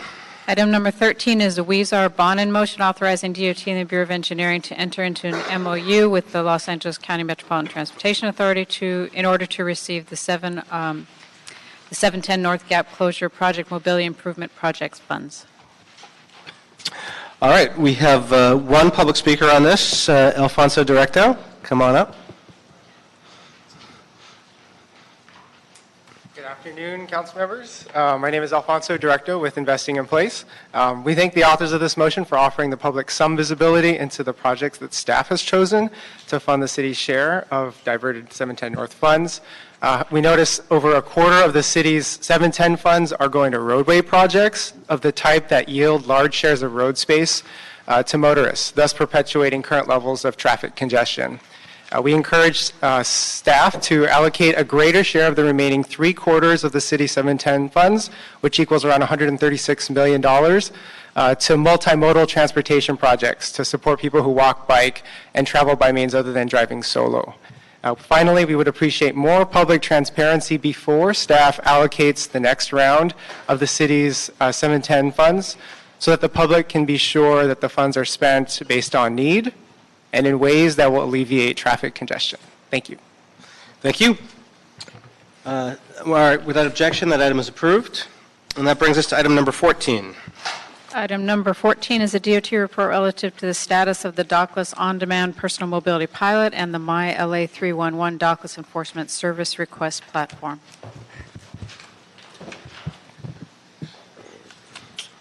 Good afternoon, Marcel Porras, Chief Sustainability Officer, LA DOT. Hi, my name is Jose Elias, and I'm overseeing the Dockless Pilot. So the report back was specifically to talk about the progress made on the 311 integration for dockless reporting. And I should note as you start that this is the first of what will be a series of reports from the department to this committee on the implementation of the Dockless pilot program. Yes, that's correct. But we're also using the opportunity just to provide a brief overview of the status of the program. I think that to date we have had, as part of the conditional permit, 8 applications submitted for operation of up to 3,000 devices per company. Of those 8 permits, 7 companies have deployed vehicles in the city of Los Angeles. We also last week opened up the application period for the one-year application. That application period closes this Friday, and we will begin reviewing applications for those programs for that permit. I think also we have begun in advance of that permit a series of outreach meetings, with the first outreach meeting being hosted yesterday with Council District 14 here in downtown Los Angeles, where we had 5 companies show up and provide information on their programs, including their vehicle type, some of their proposals around equity, and I think one of the key things was also to start debuting some communication information for the community in terms of messaging that would demonstrate how to behave on a scooter. We really thank Council District 14 for really kind of stepping in there and really organizing their stakeholders to come to that meeting and weigh in. Part of that has also been a little bit of a preemptive strike about looking at where we can organize those vehicles in the public right-of-way. And so we've working on with examples from the city of Santa Monica and the city of Long Beach. We're in the process of producing kind of like a vinyl sticker that would be located on sidewalks. And with the help of the council office, we have identified 60 potential locations within downtown for these decals to go. But this is also the first phase, and we believe it to be iterative. We're also working internally with our staff to look at potentially looking at kind of like scooter corrals for them. We also know that Metro is looking at creating 25 parking stations around key Metro stations to also help organize the vehicles as well. But I think that this is going to be iterative because of the fact that we are now receiving information for companies in near real time, and so we can see their activities. So I think a combination of working with stakeholders, but also reviewing data to see where that the density of the vehicles are is going to be really critical to the success of kind of the parking outreach. Also, one of the key things that we've heard from Council District 5 was really the importance of starting to signal no riding on sidewalks, and so we've heard from the council member in terms of specific locations and are coming up with some treatments to deploy along key corridors in Council District 5. And again, we think this is an iterative process. Again, in terms of enforcement, as a reminder, LADOT is really coordinating the program, but sidewalk riding enforcement is up to LAPD. We know that LAPD, and particularly for the downtown LA area, has been briefed about the future of scooters here in downtown Los Angeles. And again, but to go back to the key learnings of the report is really just to provide an update on where we're at with the 311 integration. That's been really a collaborative effort between LADOT, ITA, and Bureau of Sanitation. And with that, I'm going to hand it off to Jose. Yeah, good afternoon, council members. My name is Jose Elias, and I'm overseeing the DOCLIS program. So I kind of want to give an overview of the kind of work that LADOT has been doing in regards to the MyLA 311 integration. So it's going to be a first transportation-related service request that is scheduled to be ready by the time the first one-year permit is issued. The public will be allowed to download the MyLA 311 app, use their desktop, or call 311 directly to issue service requests for infractions. Some of the information that's going to be requested is going to be the location of the device type, whether it's a bike or a scooter, the company name with the picture that's going to be shown on there, and then to provide the vehicle ID, including the type of infraction, whether it be a low battery, parking violation, if it's damaged, etc., and then provide additional comments on the issue, and then provide a photo of the infraction. So that'll go directly to the operators. And then from there, the operator will close out the tickets themselves. So keep in mind, it's just the idea is to go directly to the operators. So as part of the one-year permit requirement, operators are required to remedy inoperable or improperly parked vehicles between the hours of 7 a.m. and 10 p.m. daily.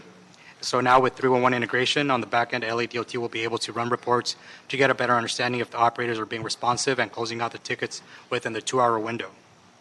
So it is important to note that all incoming service requests will be routed to the appropriate operator and then will be required to close out their tickets.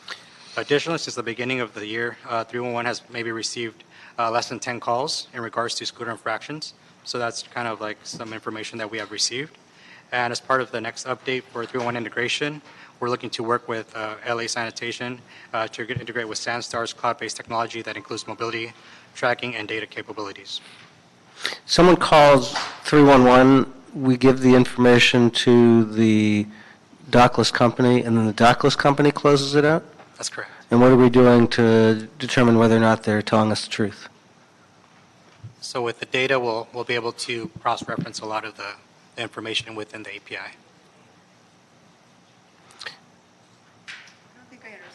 Yeah, I don't think, So, yeah. sorry, I don't mean to, but No. so how are you coordinating it? Are you sending the service request to both DOT and to the operator? And how do we ensure that the operator actually is receiving the request? So I think it's going to be a combination of continued communication with the companies. So you take your phone or an operator receives a call, right? The operator will then log in the call request and a ticket is created. And so that ticket is generated to the companies, and they have to provide some sort of proof that the ticket is closed, either through a photo.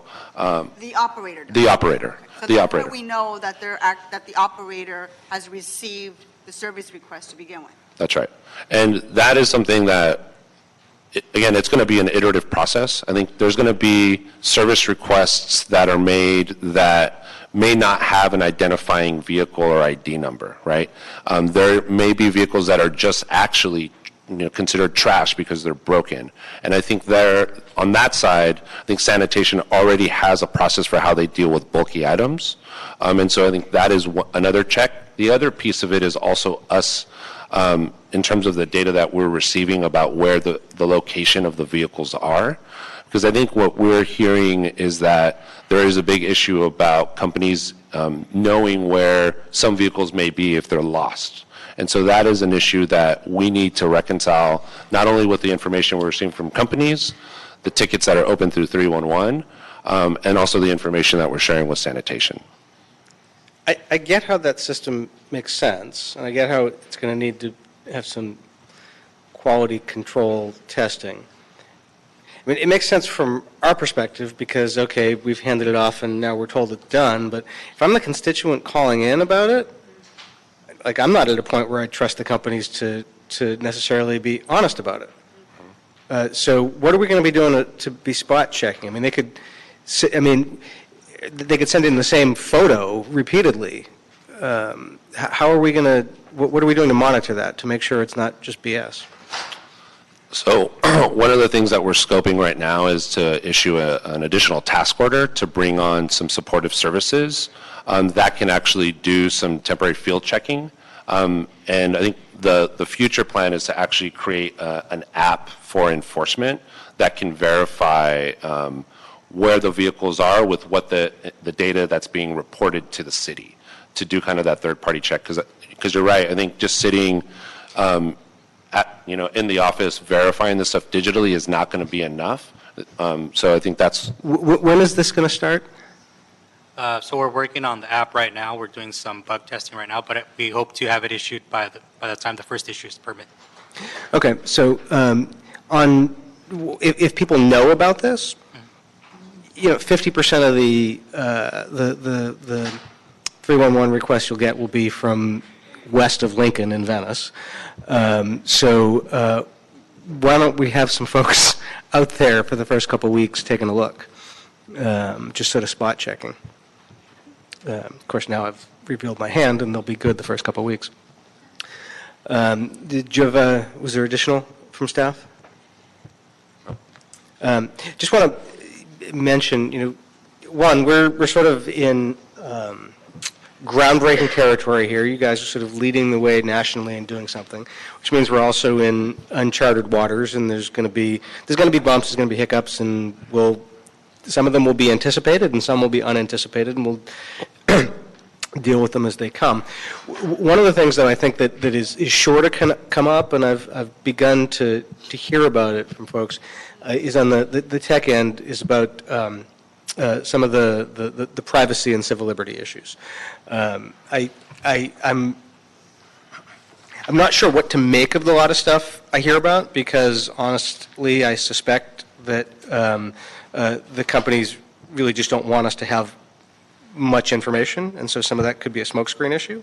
On the other hand, as a 40-year member of ACLU, I take those concerns very seriously, and I would like us to have for our next report, for that to be focused on the privacy and security and civil liberties issues that the tech firms have been raising. We owe it to the people we represent to thoroughly vet those and make sure, particularly as we're doing something new, that we're doing it right. That's not to second guess DOT. That just means we're all doing something new. So let's be very thoughtful and deliberate and careful about it. So I'd just like to clarify one thing. You mentioned the bulky item. That would be the platform, but because these scooters have the lithium batteries on them, they're considered haz waste. So they would have to be treated separately. They couldn't just be tossed with regular bulky items or trash. So the platform, or meaning the mechanism behind the scenes of how it gets communicated to field operators to impound them if they're abandoned, that's what we're working on right now on the back end. But it wouldn't be mixed with the regular waste. Okay. All right. I forgot we had one public comment card, Mr. House. Come on up. Stay.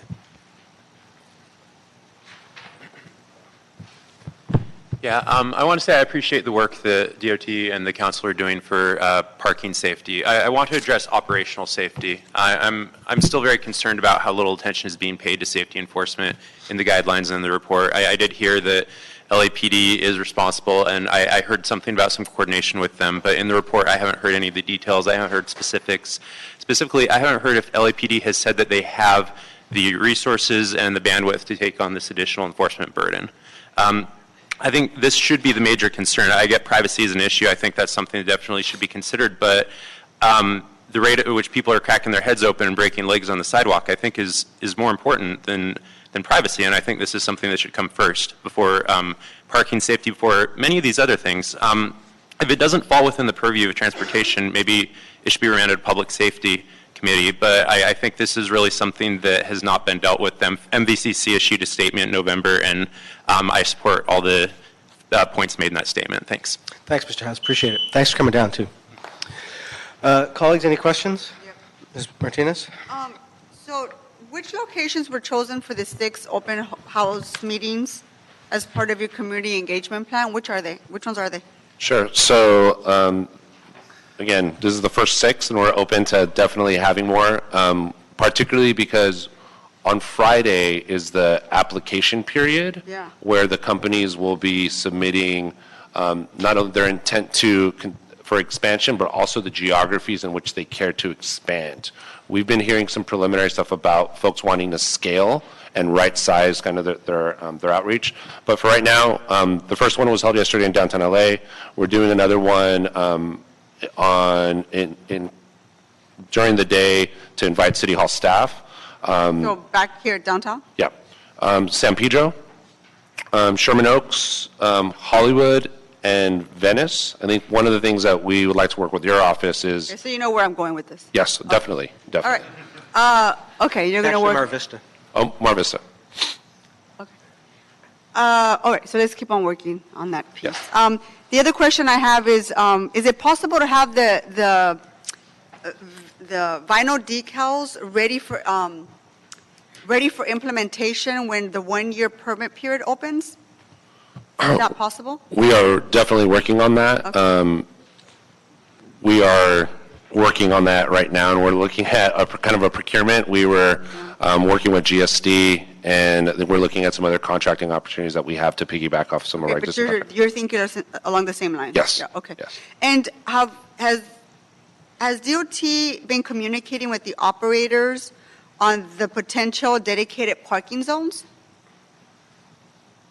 Are you letting them know So one of the things, where they must park their vehicles? So the in these initial zones? Yeah. Yeah. So the initial pilot just within downtown, just to get an idea of the feedback that we're receiving from the council office. So yeah. So definitely we're gonna vet. And those what's the through feedback? So we just received the initial list. Okay. But I think the next step would be to vet them through the operators and kind of get a better understanding of if, because right now it's just a list and it hasn't been vetted through each individual site on the ground. So it's just the preliminary list. So we'll be narrowing it down. Okay.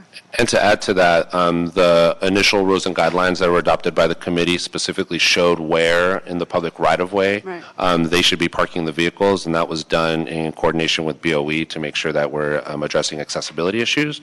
But we do think that there is more work to be done. We're also in contact with the Department of Disability to start specifically looking at bringing in the disabled community into the conversation. And I believe that the meeting in Mar Vista might be at a Disability Community Resource Center. at a Disability Community Resource Center. Okay. Right down the street. All right, great. So you're having those conversations? Yes. All right. That's all. Thank you, Mr. Chair. Thank you. Mr. Kretz. Yeah, a few things. First of all, I have to start by saying I agree with the speaker about high injury rates. I still think this is terrible. Not a great idea. Still not thrilled with it. But recognizing that the city's going ahead with it, a few things. One, I'm not clear what we're doing with docking stations. Obviously, if we required everyone to dock their vehicle at a docking station, it would never be complied with. But on the other hand, I know in my district there are just a few places where you'll see at a corner there are 15 or 20 scooters.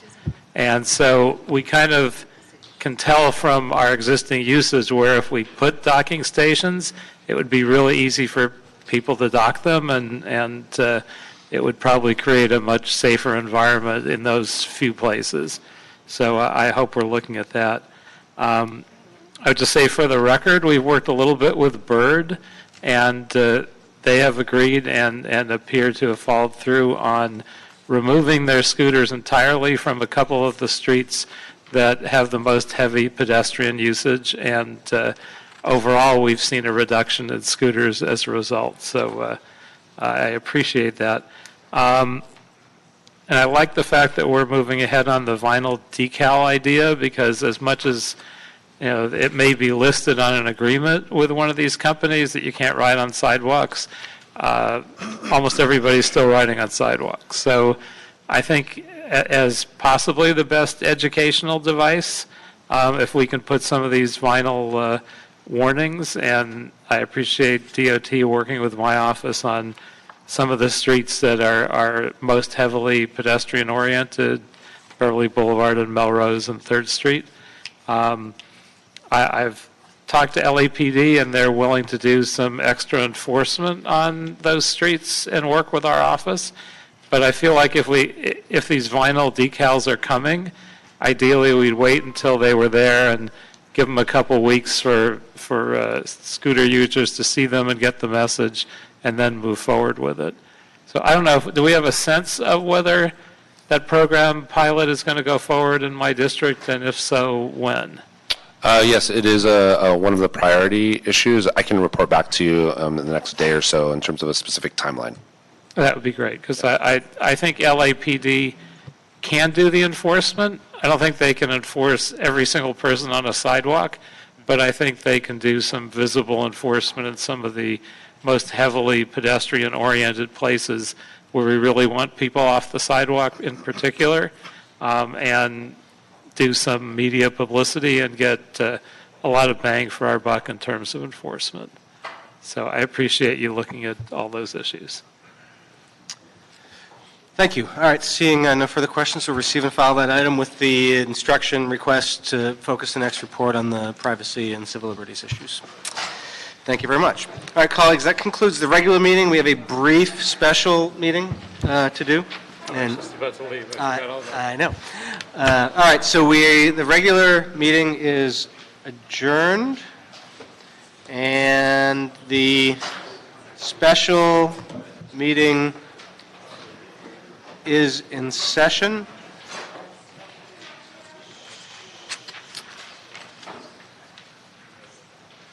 Ms. Ramirez, you still here? No. Mr. Walsh? Somebody must have done that as a joke, obviously. Yeah. Okay, so we have two items on the agenda. Colleagues, I'm okay with moving both on consent, unless either of you have questions. I have a quick question on, Item, I'll make it very quick. Item 1. Okay, item number 1 on the special agenda is LADO to report relative to the Clean Transportation Initiative Grant Award from CARB and various amending contracts related to that. So I have a quick question. So on the Mobility Hub programming, are you envisioning the community accessing the fleet by making it equitable and accessible to people, or actually making it financially accessible to people? Which one are you doing? I think it's both. I think we have a little bit of flexibility. I think the geographically, specifically because of the source of the funding, it's required to go into disadvantaged communities. So that will deal with the geography piece of it. We haven't selected a chosen vendor partner for the Mobility Hub section of it, but I think that's something we're definitely in conversation. So equity, availability, and financial accessibility as well. Okay. Yep. I got it. Thank you. That's all. okay, so without objection, we'll approve item 1 and item 2. And seeing no further business before this committee, we are adjourned. Thank you. Very good.